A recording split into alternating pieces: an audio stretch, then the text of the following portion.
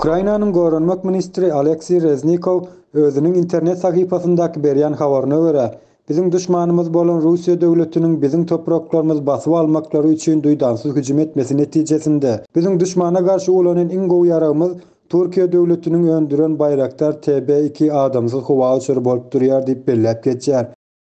Şu güne çenli Rus koşunlarynyň bir näçe harby teknikalaryny Bayraktar TB2 howa uçur tarapyndan urulup, olar ýakyp ýandyran döwni.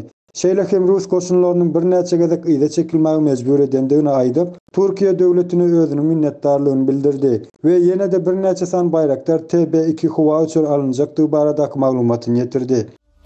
Bayraktar Bayraktar Bundan başga da Ukraynanyň halky tarapyndan Bayraktar TB2 adamsyz howa uçuruna öwgüli sözler bilen ýörüte aýdym ýazyldy. Вони захопити хотіли нас зразу, і ми зачаїли на орків образу, з бандитів російських робить примар. Байрактар